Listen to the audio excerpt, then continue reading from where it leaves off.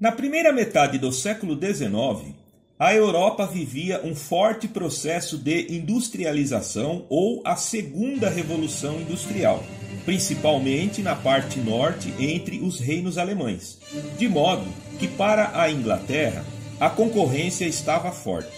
Então, parte do esforço econômico se voltaria para o comércio e o domínio imperialista na Ásia, com prioridade para a Índia, a Indochina, Malásia, colonização da Austrália e, como valia tudo, o tráfico de ópio com a China, no que resultou inclusive em guerra, as Guerras do Ópio.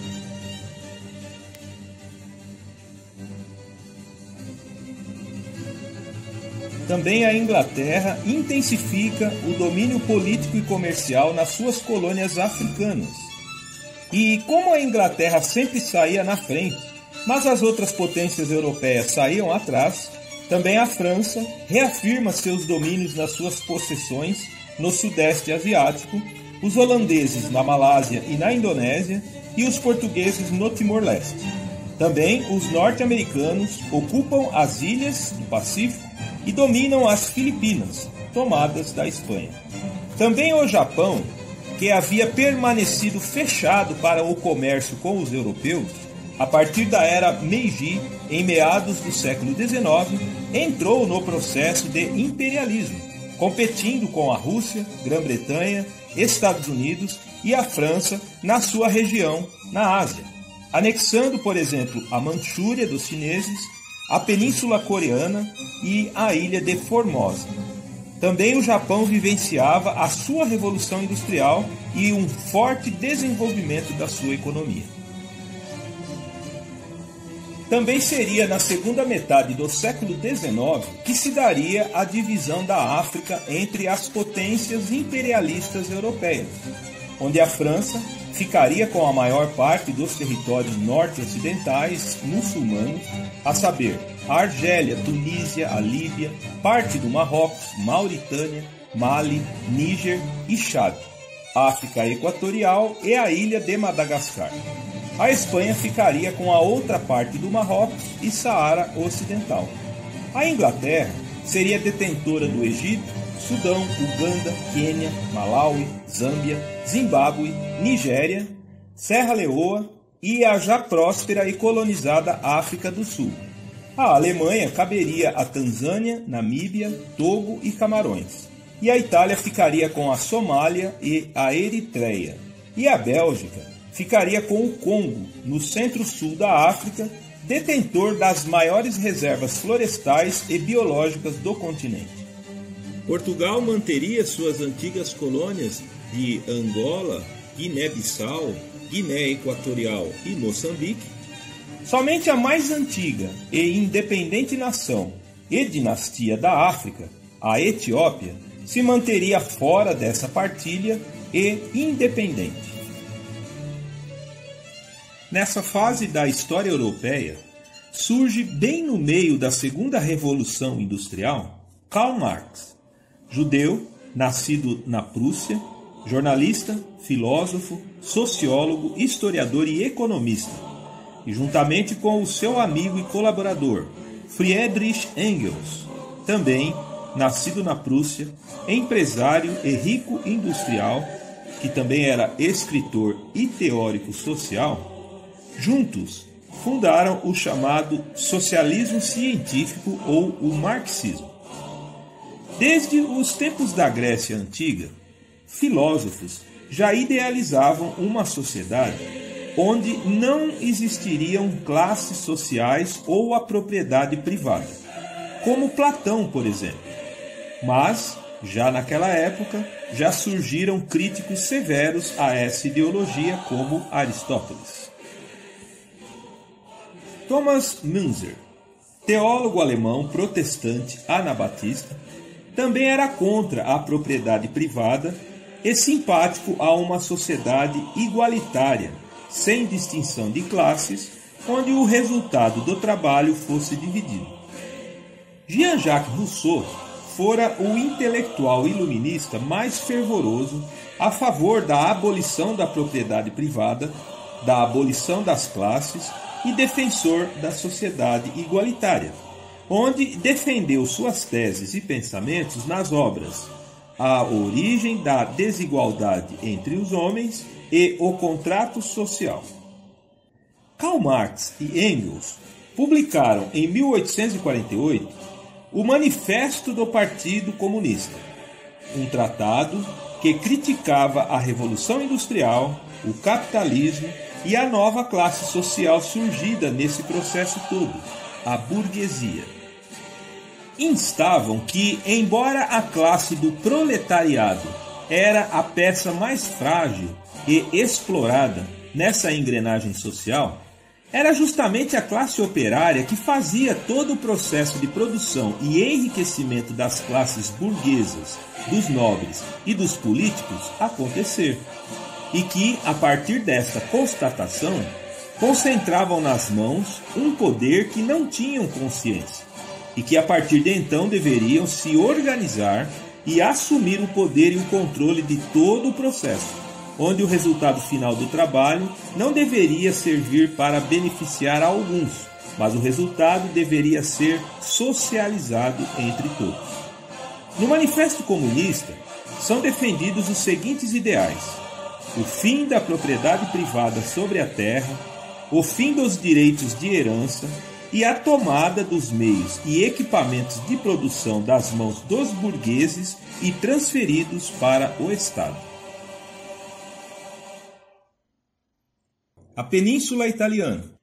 no início do século XIX, era composta por vários reinos educados que falavam a mesma língua italiana, embora em vários dialetos locais, e que nutriam um sentimento nacional e ao mesmo tempo não queriam mais estarem submetidos ao jugo de potências estrangeiras. Antes da unificação, após as guerras napoleônicas a partir de 1830, a península era composta pelo Reino das Duas Sicílias ao sul, governada pela dinastia dos Bourbon da Espanha, e também o Reino de Nápoles, os estados pontífices, sediados em Roma e governados pelo Papa, mas que recebiam apoio e proteção da França e abrangiam a região da Emília-Romanha e Roma. Também, ao norte, o Reino de Veneza e Lombardia, que estavam submetidos aos austríacos, o Grão-Ducado da Toscana, a República de Gênova e o maior e mais próspero reino, o Piemonte-Sardenha, que abrangia a área do Piemonte italiano, a grande ilha da Sardenha, o Condado de Nice e o Ducado de Savoia, berço da dinastia dos Savoia, da qual Vitório Emanuel II era herdeiro e rei do Piemonte-Sardenha, mas que também estavam sob jugo austríaco. No reino do Piemonte-Sardenha surgiram os primeiros movimentos políticos pela libertação do jugo estrangeiro e pela unificação dos reinos da Península Italiana. O próprio rei Vitório Emanuel II queria se livrar dos austríacos e sonhava com uma Itália grande e unificada. Políticos proeminentes também entendiam que estados nacionais maiores, a exemplo da França, da Espanha, da Áustria e da Rússia, poderiam defender melhor os interesses das sociedades e obter maior peso político no cenário europeu. No Piemonte-Sardenha surgiram os mais fortes movimentos políticos pela unificação, como as sociedades secretas dos carbonários maçônicos,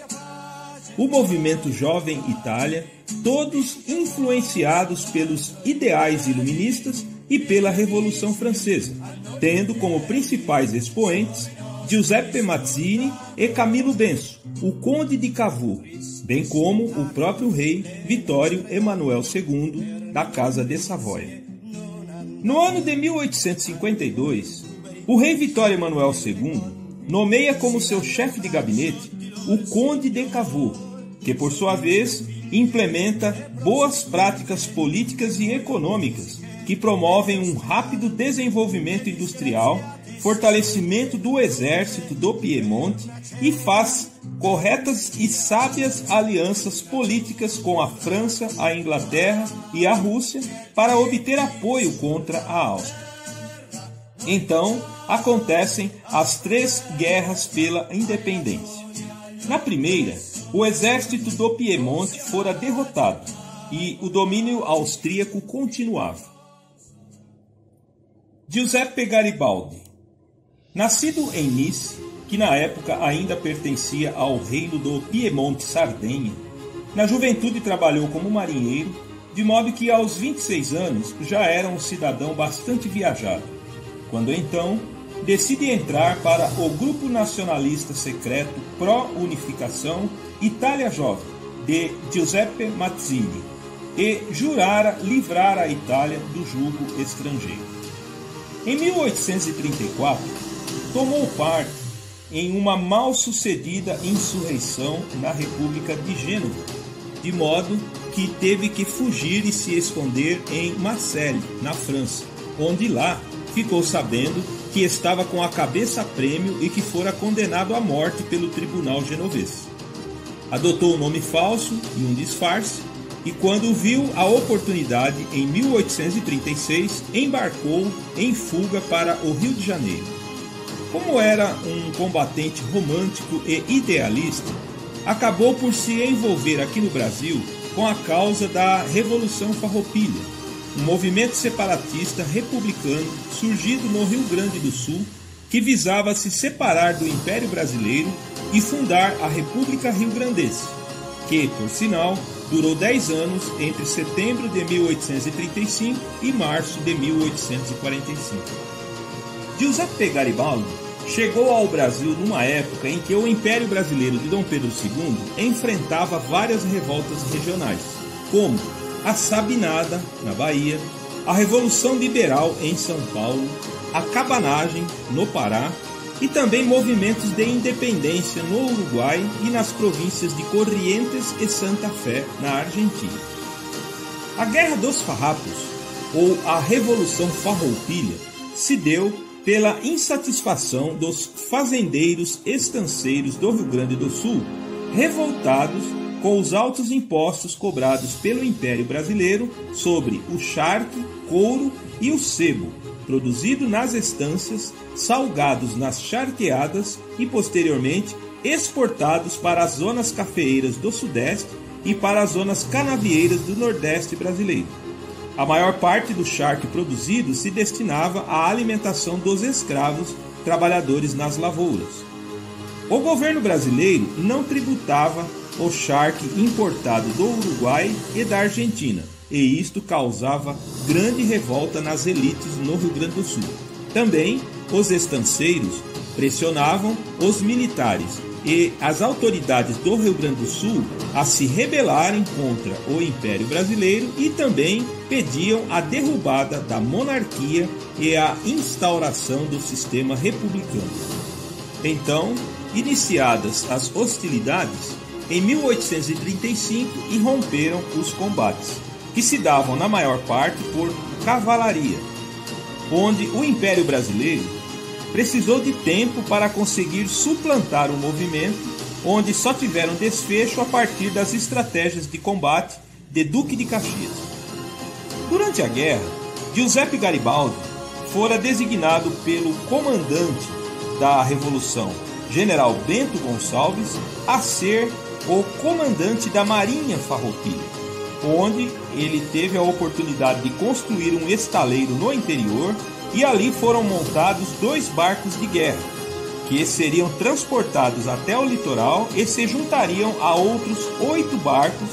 que travaram um combate cruel e desigual contra a Marinha do Império Brasileiro na famosa Batalha de Laguna, no litoral de Santa Catarina,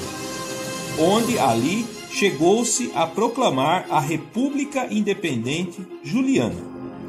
A Marinha Farroupilha fora vencida, mas ali em Laguna, Giuseppe Garibaldi teve a oportunidade de conhecer Anita Garibaldi, com a qual se juntou e prosseguiu na sua luta. Depois disso, Garibaldi ainda lutou em terra ao lado de Bento Gonçalves, em Lages e São José. Agora, sua destemida e corajosa companheira Anita Garibaldi também participava dos combates no papel de provedora de suprimentos e munição para as tropas. Com o fim da guerra e a vitória do Império, Garibaldi seria dispensado pelo líder da Revolução e iria morar com sua esposa e filho no Uruguai. Em pouco tempo, Garibaldi já entrou para a Legião Italiana, que se juntava à Marinha Uruguaia na luta contra o exército do argentino ditador Juan Manuel Rosas, que planejava constituir uma república hegemônica no sul do continente e anexar o Uruguai, o Paraguai e, quem sabe, até o sul do Brasil. Novamente, Garibaldi, com poucos homens e equipamentos precários, consegue impor severas baixas às forças argentinas no Rio da Prata e no Rio Paraná, sendo que após o fim dos combates, a fama de Giuseppe Garibaldi já havia chegado à Itália, que por sua vez já estava na fase do Risorgimento, o grande movimento histórico que conduziria à formação do Estado italiano moderno e que já se espalhara por quase toda a península e reinos. Em janeiro de 1848, Garibaldi, Anita e mais 3 filhos, juntamente com os legionários italianos que lutaram no Uruguai, retornam para a Itália, onde Garibaldi já chega e já entra para a política, dessa vez em Roma, a sede dos Estados Pontífices, governados pelo Papa e protegidos pela França. Logo em 1849, ele reúne um exército de 1000 voluntários e detona um levante, que coloca o Papa em fuga e tenta proclamar a República Romana, onde muitos italianos de fora dos estados pontífices se dirigem para lá para ajudar na luta pela derrubada do Estado papal e a instauração da República Romana. Mas a França, juntamente com a Espanha e a Áustria, formaram um numeroso exército de 40.000 combatentes que cercaram Roma por durante um mês, onde, após sucessivos confrontos, o exército republicano de Garibaldi teve que capitular,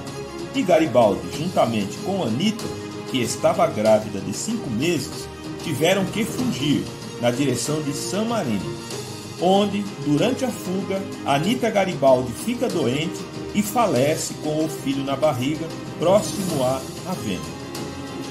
Garibaldi novamente teve que fugir da Itália, já que o exército de 3 potências europeias queriam a sua cabeça, de modo que, após esconder-se em Nice e na Suíça, escapou para os Estados Unidos no mesmo ano de 1849, deixando os filhos com a família de sua mãe em Nice. Ficou lá escondido por vários anos. Chegou até a montar uma pequena fábrica de velas para sair um pouco da agitação e vivenciar o luto pela perda de Anita. Mas a inquietação tomava conta de Garibaldi e o fizeram se movimentar novamente, entrando para a marinha mercante como capitão do navio Carmen, fazendo muitas viagens pelo mundo. Durante 10 anos ganhou bastante dinheiro. Também percebeu em suas viagens que ele era muito conhecido e sua fama havia se espalhado.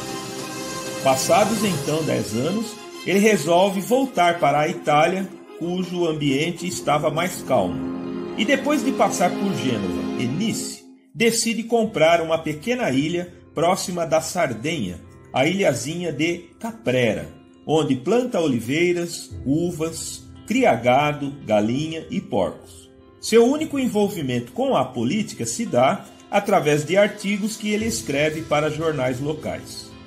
Quando tudo parecia tranquilo e caminhando para uma velhice pacata e feliz, se deflagra a Segunda Guerra da Independência, onde novamente o rei do Piemonte Sardenha, Vitório Emanuel II da Casa de Savoia, juntamente com o Conde de Cavour e com o apoio militar da França, se insurgem novamente contra o domínio austríaco. Então, Garibaldi, após ser convidado pelo Conde de Cavour e pelo rei a organizar e liderar um exército de 3.200 soldados, cujo grupamento fora apelidado de Caçadores dos Alpes,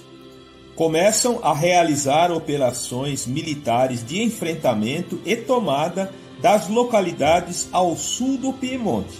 ao passo que os exércitos do reino vão combatendo os austríacos pelo norte. As tropas de Garibaldi iam aumentando pelo caminho, com a adesão de voluntários, onde, após começar com 3.200 soldados, a essa altura já se juntariam 10.000 combatentes. Dessa vez, as tropas austríacas, posicionadas por todo o Piemonte, num total de 180.000 soldados, foram surpreendidos pelo furor e bravura dos combatentes italianos e franceses, que juntos somavam 160.000, onde venceram os austríacos em batalhas importantes, como as batalhas de Montebello, Palestro, Magenta, Varese e Como. A Áustria assinou o Tratado de Paz em Zurique, onde abdica do controle do Piemonte e Sardenha e também da Lombardia, onde a partir daí se forma o primeiro reino autônomo da Península Italiana. Porém, em troca do apoio francês, o rei Vítor Emanuel II cede à França o Ducado de Savoia e o Condado de Nice, o que deixou Garibaldi profundamente revoltado com o rei, já que lutara tanto pela reunificação da Itália e ele mesmo veria sua cidade natal não ser italiana, e sim francesa, bem como a sede da Casa Real de Savoia. Após a guerra, outros reinos italianos como Ligúria, Emília-Romanha, a Toscana, por plebiscito, se uniram ao reino do Piemonte e Sardenha e assim a Itália já começaria a ficar grande. No ano seguinte, em 1860, uma revolta camponesa no reino das duas Sicílias, governadas pela dinastia dos Bourbon da Espanha, em Marsala, atraiu Garibaldi para lá com seus 1.000 homens camisas vermelhas. Como havia acontecido no norte, o movimento foi crescendo e tomando cidades e províncias que repudiavam as monarquias locais e o domínio espanhol, onde Garibaldi e os Camisa Vermelha iam catalisando esse sentimento junto à população. Isso fez a dinastia dos Bourbon da Espanha mobilizar a marinha espanhola para as costas da Calábria e da Sicília, para reforçar as tropas que tentavam impedir o avanço dos insurgentes Camisas Vermelhas, que agora já se somavam aos 30.000. Nesse ínterim, o rei Vitório Emanuel II compra e envia 2 navios ingleses para lá para auxiliar no enfrentamento contra a marinha espanhola. Garibaldi e seu exército de Camisas Vermelhas conquistam Palermo e Messina e tomam toda a ilha da Sicília, o que permitiu a Garibaldi passar a luta para o continente, onde passados alguns meses conquistam a Calábria, onde os espanhóis não conseguiram oferecer muita resistência. O rei Francisco II de Nápoles, que era da Casa de Bourbon e submisso ao rei da Espanha, ao ver a aproximação dos Camisas Vermelhas, desocupa a sede do reino em Nápoles, permitindo a tomada de Garibaldi, onde fora aplaudido pelas massas ao adentrar a cidade, onde as tropas espanholas se renderam sem oferecer resistência. Mas as forças dos Bourbon de Espanha não haviam desistido ainda, e logo mais adiante, em Volturno, reuniram 50.000 soldados numa grande coluna. Garibaldi e os Camisas Vermelhas tiveram que contar com o reforço de soldados enviados por Vitório Emanuel II da Sardenha, de modo que, após meses de duros combates, os exércitos dos Bourbon acabaram vencidos, e finalmente os reinos das duas Sicílias se uniriam ao reino do Piemonte e Sardenha e sob a autoridade do rei Vitório Emanuel II. Logo em seguida, os reinos de Marcas e Úmbria nem precisaram guerrear, onde por plebiscito as populações decidiram aderir ao novo reino e dessa forma, finalmente em 17 de março de 1861, seria proclamado o Reino da Itália, tendo como rei Vittorio Emanuel II, da Casa de Savoia, e a capital estabelecida em Turim, no Piemonte. Ainda permaneceriam fora do reino o Vêneto e Mantova, pertencentes à Áustria, e os estados pontífices de Roma. 5 anos depois, em 1866, o Reino da Prússia, rivalizando com a Áustria em unificar os reinos alemães, provoca um conflito com o Império Austríaco denominado Guerra Austro-Prussiana. Isto pareceu uma boa oportunidade para o Reino da Itália tomar o Vêneto dos austríacos, onde Garibaldi consegue reunir 68 mil homens entre militares e voluntários contra um exército austríaco dividido entre a luta com a Prússia e a Terceira Guerra da Independência Italiana. A Áustria perdeu espaço para as duas frentes. Finalmente teve que ceder para o Reino da Itália Mantova, o Vêneto e o Friuli. Garibaldi tentaria então tomar Roma das mãos do papado por 2 ocasiões sem sucesso. Mas, por força do destino, no xadrez político da Europa, eclode a Guerra Franco-Prussiana, onde a França precisa das tropas que protegem o Papa Pio IX para lutar contra a Prússia. De modo que as tropas do Reino da Itália invadem Roma sem muito trabalho. E rapidamente, o rei Vittorio Emanuel II promove a transferência da capital de Turim, no Piemonte, para Roma. Em consideração ao Papa e ao povo católico, o rei Vittorio Emanuel II oferece ao Papa uma vultuosa indenização e um território dentro da cidade de Roma, e a manutenção do status de chefe de Estado para o Papa Pio IX. Porém, embora não tendo escolha, o Papa não aceita esses termos e ainda conclama o povo católico italiano a boicotarem as eleições do novo reino. Esta demanda só teria término 65 anos depois. Também as chamadas províncias irredentas do Trento, Tirol, Trieste, Ístria, no meio dos Alpes, na divisa com a Áustria, continuariam sob o domínio austríaco e somente após a Primeira Guerra Mundial seriam definitivamente anexadas ao Reino da Itália. Garibaldi ainda lutaria pela França contra os prussianos na Guerra Franco-Prussiana e até seria eleito deputado na Assembleia Nacional Francesa em 1871. Depois, fora eleito para o parlamento italiano novamente, onde propôs o voto direto no Reino da Itália, a abolição das propriedades da Igreja e a emancipação feminina. O rei Vittorio Emanuel II, em reconhecimento à lealdade, bravura e empenho de Giuseppe Garibaldi pela nação italiana, lhe ofereceu um título de nobreza e uma pensão vitalícia, onde Garibaldi não aceitou. Também lhe fora oferecido pelo presidente dos Estados Unidos da América, Abraham Lincoln, o posto de general-maior no exército americano do Norte na Guerra Civil Americana. Mas, como ainda não havia sido declarada a abolição da escravidão, ele declinou do convite. Então, já no começo dos anos 1880, aos 74 anos, acometido por artrite, passa os últimos anos de sua vida em sua propriedade em Caprera e falece em 2 de julho de 1882, aos 74 anos, deixando legado e fama como o herói da Itália e também o herói de 2 mundos.